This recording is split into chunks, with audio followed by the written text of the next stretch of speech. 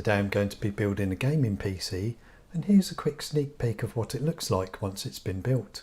Now you can screw the motherboard down just here, and there's another screw here, one there, and 3 at the bottom. Okay, so we just take some of this thermal paste and just put a small amount in the middle of the GPU. Then give the inside of the case a final wipe with the cloth. Today I'm going to be building a gaming PC, and here's a quick sneak peek of what it looks like once it's been built. This is a nice looking computer where the RGB lighting can be set to any colour, such as white or red, green, purple, blue and so on.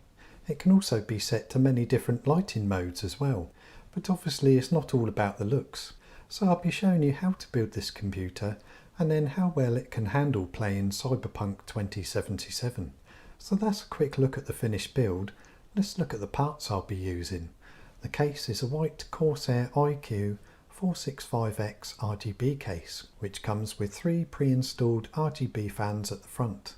And we have an Asus Prime Z490A motherboard, an Intel Core i7-10700K processor, 16GB of Corsair RGB RAM running at 3200 MHz, an RTX 3070 graphics card by Gigabyte, 3 LL120 RGB fans by Corsair, 2 fan splitters, a 1TB M.2 NVMe solid state drive by Western Digital, a 4TB hard disk drive also by Western Digital. The CPU cooler is an Arctic Freezer 34 eSports single fan edition, and finally the power supply is the white version of Corsair's RM750X. So here's all the parts at a glance. I'll be showing you how to build this computer, but I won't be going into such minute detail as I normally do, so this will be more like a quick guide for a change. So let's make a start by putting the processor into the motherboard. We're going to be installing the processor into the motherboard just here. So just lift up this arm and the lid, then line up the small triangle on the processor with the dot on the motherboard.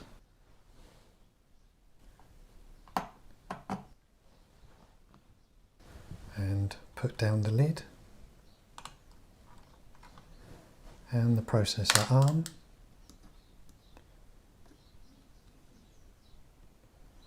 and take off the plastic top. Next we need to take out these 2 screws and take off the solid state drive heat shield.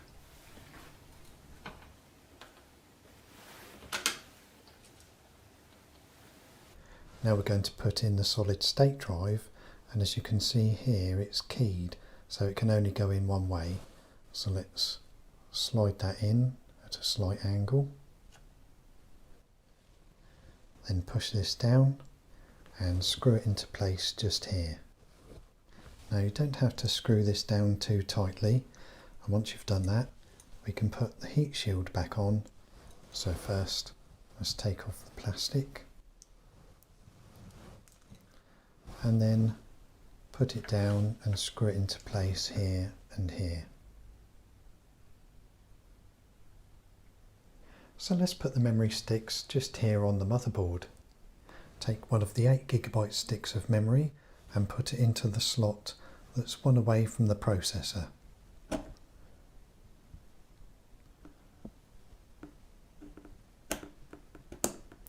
Take the second 8GB stick and put it into the slot that's furthest away from the processor.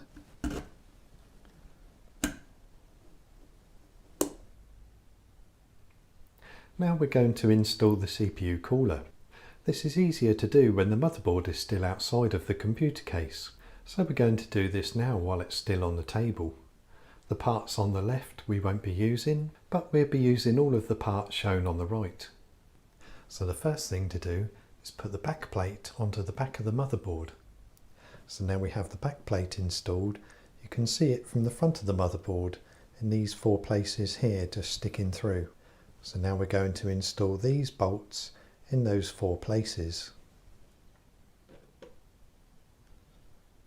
So just tighten these bolts by hand. You don't need any tools for this. Next, take the fan off by removing this metal clip.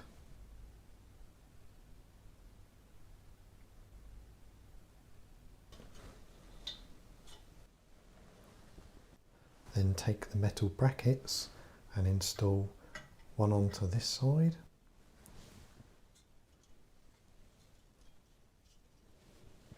and one onto this side.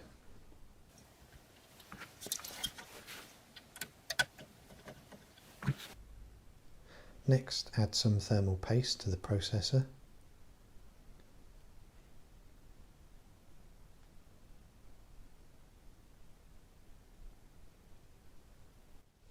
And spread the paste so that you have a thin layer of paste on the processor. And once you spread the thermal paste, put the fan back onto the heatsink and take this label off. Then put the cooler down onto the bolts with the fan nearest the memory. By the way, there's a plastic label to take off here, here and here, so we take those off now.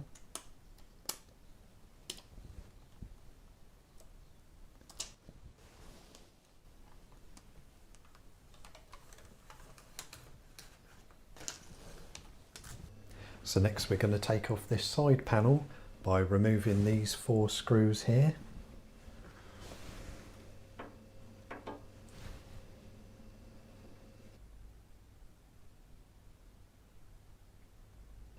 And we also need to remove the other side panel by taking out these 2 screws.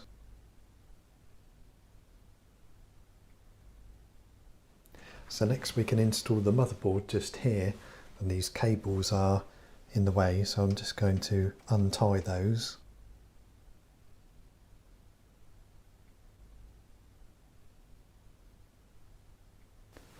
And now we can put the motherboard into the case.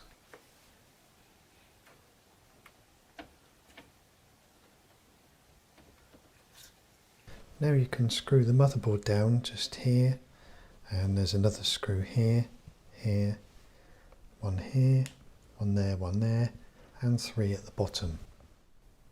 Now we can install the hard disk drive into the back of the computer case just here. So let's take out this bottom tray, install the hard drive into the bracket, then put it back into the case.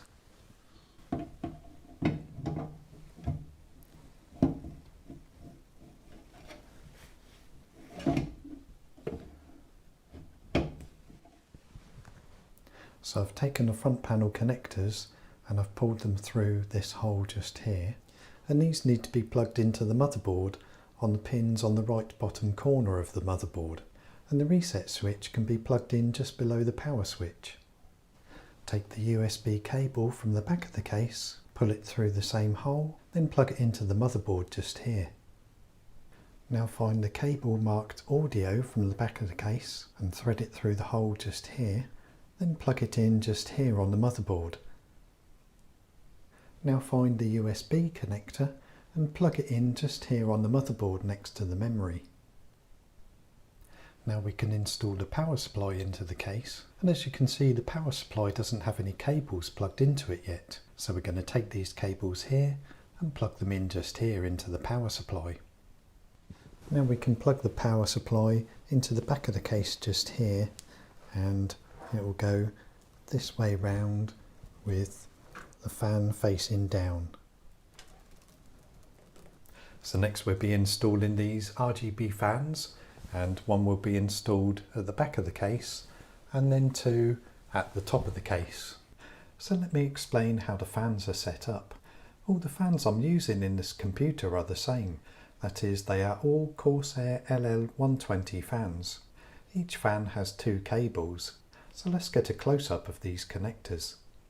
The slim connector shown on the left will plug into the lighting node core, which can be found at the back of the computer case.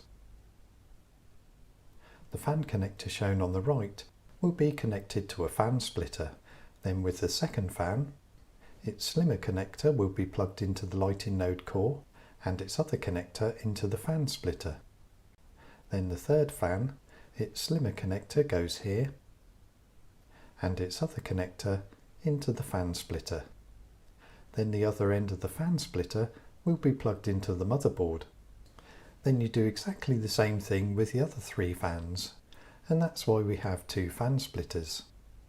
So screw the fans into place, then connect them up to the fan splitters and the lighting node core. So next we can install the graphics card just here on the motherboard.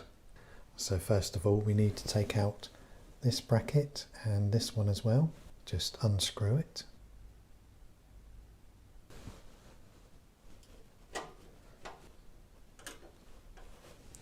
And then install the graphics card into this slot just here.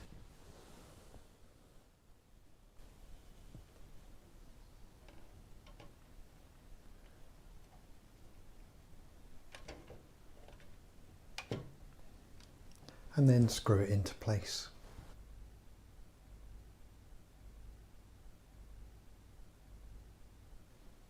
Then plug in the 6-pin and 8-pin PCIe power connectors. Then all that's left to do is to tidy the cables at the back of the case and put the side panels back on.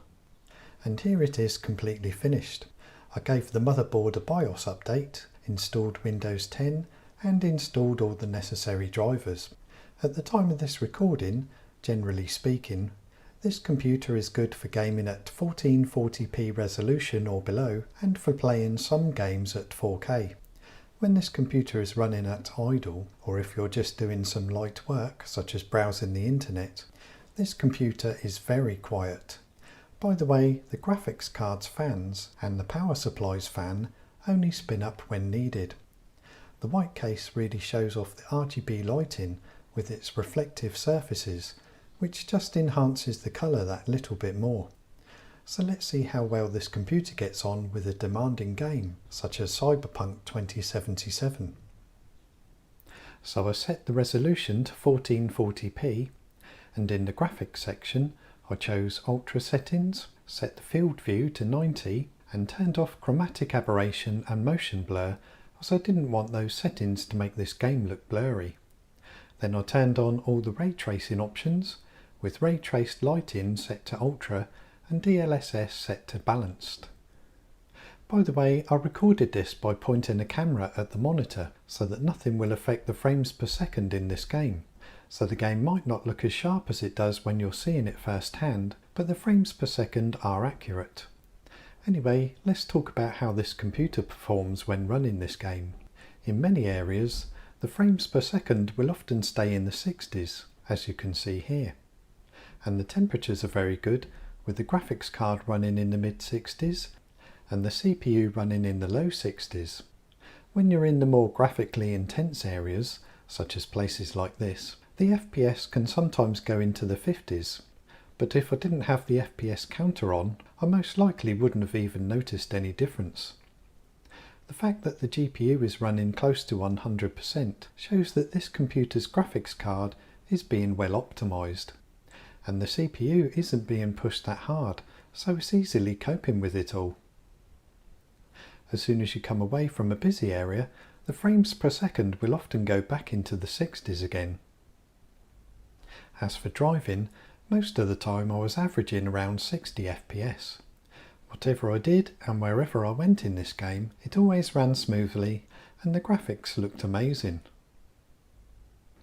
When it came to playing this game in HD resolution, I didn't change any of the settings and the frames per second were often in the 80s in many areas. Sometimes many more FPS. In the 70s when amongst the graphically demanding areas, and around an average of 75 in the driving parts of this game. So that's it for this video. Thanks for watching. Please subscribe if you haven't already, and I'll see you in the next video. Today I'm going to be repasting a graphics card, and for this you'll need some thermal paste, a lint-free cloth, a Phillips crosshead screwdriver and some thermal paste remover. So first, before you get started, make sure you ground yourself or use an anti-static wrist strap. And also, just so you know, doing this may void your graphics card's warranty if yours has one.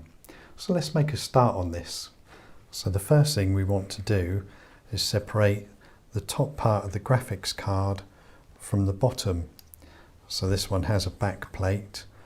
Not all graphics cards have a back plate. If yours doesn't, you'll just see the bare circuit board. So we want to separate this circuit board from the rest of the card. So if you look through the card, you can see which screws are holding this together. And on this particular card, these 4 screws are holding this together. But just check on yours to make sure there's no other screws from this side, and this side. Also, if your graphics card does have a warranty, you might have a sticker over one of the screws like this one. So if yours does, and you're not concerned about your warranty, just remove the sticker first so that you can get to the screw. So first we're going to take out these 4 screws to separate the card in half. So when it comes to taking the screws out, just start with any of the 4 screws and then do the screw in the opposite corner. Just half unscrew them to start with. And when you do take the screws out, it's a good idea to put them down on a table in some kind of order so that you know where each screw should go, because sometimes these graphics cards can use different size screws. So just make sure there's no more screws holding this part and this part together, and also pull out any connectors. This wire here is normally stiff enough to keep this connector the right way round, so it'd be easier when you're assembling this graphics card again to know which way round this connector should go into this port here. So once you've taken out the necessary screws and a connector or 2, just give the card a slight wiggle just to make sure there's no more screws holding the 2 halves in place. And also the paste, the old paste, can get a bit hard if it's quite an old card. So just giving this a wiggle will break the paste. So next we can pull this up. So next we need to clean off the old thermal paste here and here. For this I'm going to use Arctic Silver's ArtiClean. Use bottle number 1 with the white top to drop some of its liquid on the GPU and the heatsink. This will help to remove the old thermal paste. Once that's done, leave it for about a minute. So the liquid has been on this for about a minute now. So now we can use the lint-free cloth to just wipe off the old paste.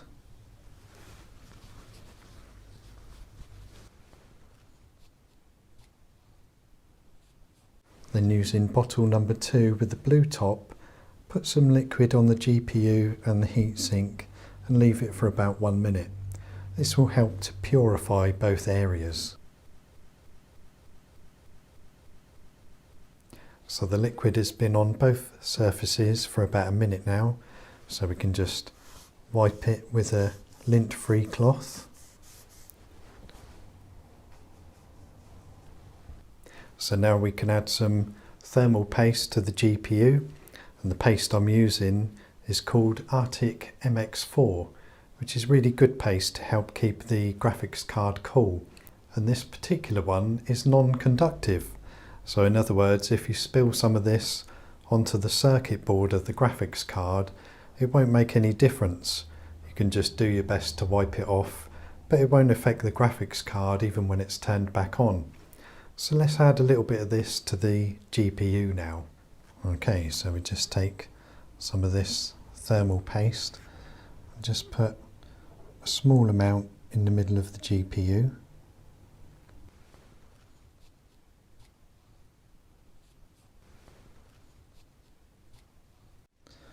and then using a spreader or even the lint-free cloth, we can spread it around the metallic part of the GPU.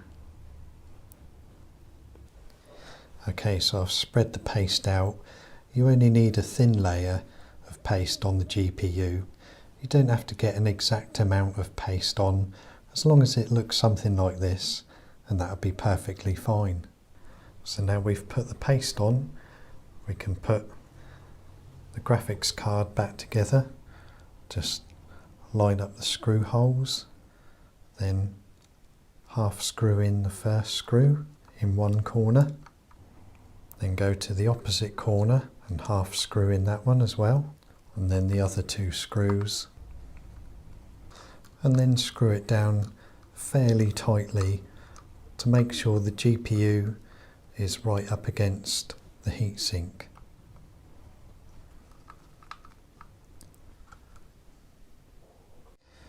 If your graphics card has any more screws to put back, put those back in now, and then finally put the connector back in.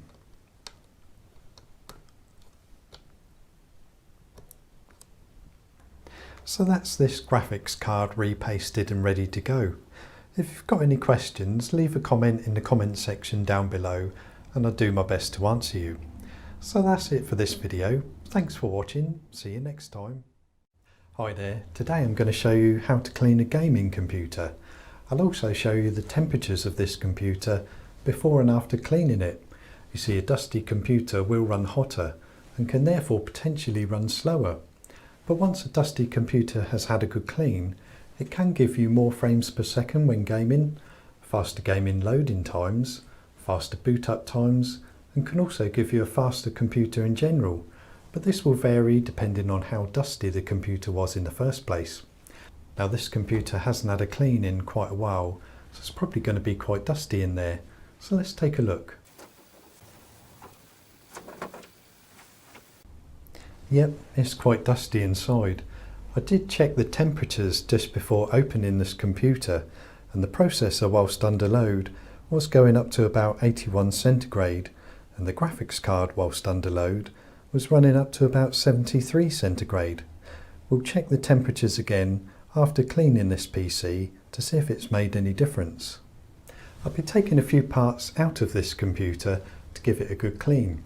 If you're doing this with your own computer, just take note of where those bits went and which way around they were plugged in.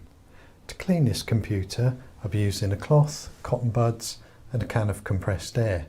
Links in the description if you want to check out one of these for yourself. So first off, I'll take out the graphics card just here, and I'll take out its power connectors first. You need to push this clip in here and then pull this connector out, and same with the second one. If your graphics card has two of these, a bit of a rocking motion can help pull this one out. Now we can take out these two screws just here that's holding the graphics card in.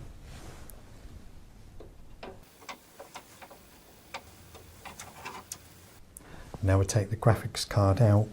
Most graphics cards are held in by a clip just here, so just push the clip and pull the graphics card out. Next I want to take out this back case fan, so I'll unplug it from the motherboard and then unscrew it from the back of the case.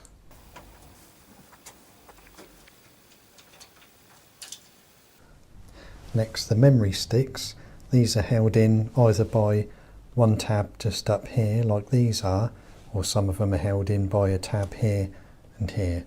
So open up the tabs and pull the memory sticks out.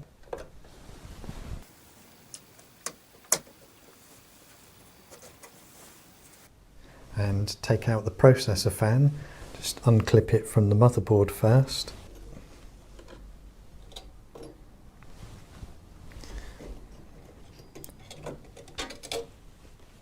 And unclip it from the heatsink. Most processor fans just unclip like this.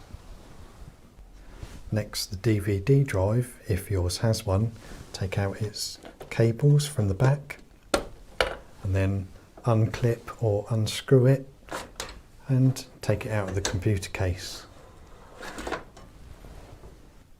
Next, I take out the power supply's dust filter. Not all cases have these, but if yours does, just slide it out. Next, disconnect any fans from the front of the case. This one only has one fan at the front of this computer case, so I just take this one out. Now I'll take off this front panel, which I can just pull it from the bottom and take it off. Now, not all front panels come off like this. Some are held in by screws or clips just here, but now this is off, I can unscrew this front case fan.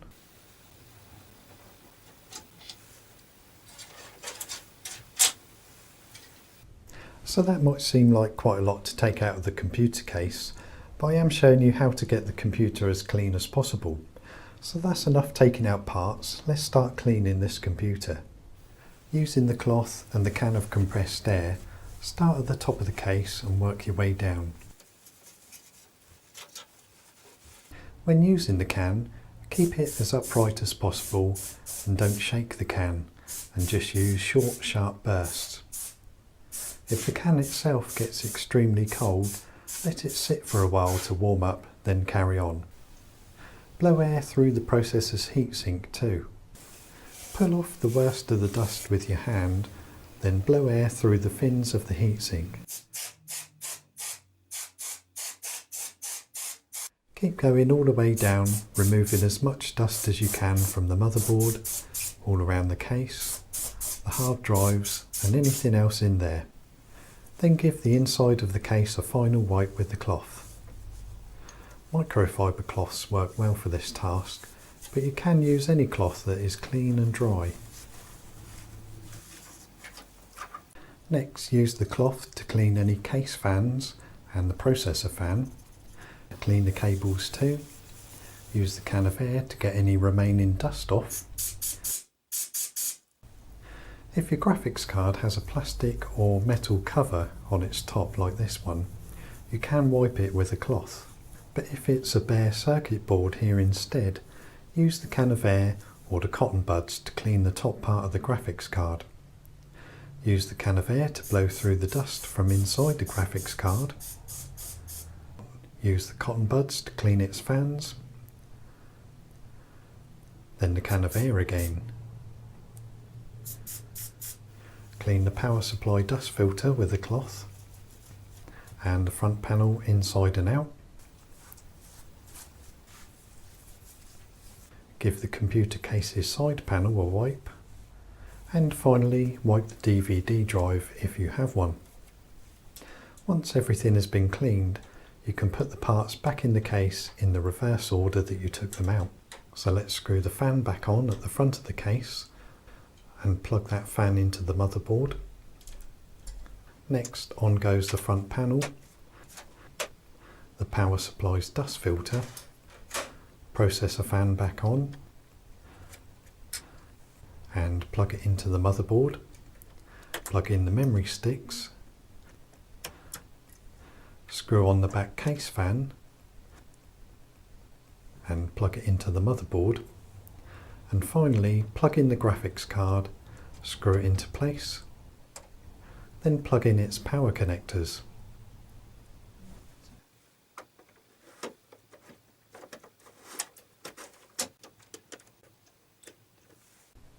As you can see, this computer looks much better now it's had a good clean.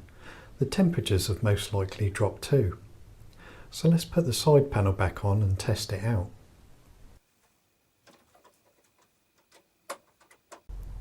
Well, the temperature has dropped on the processor by 11 degrees centigrade, and the graphics card temperature has dropped by 2 degrees centigrade.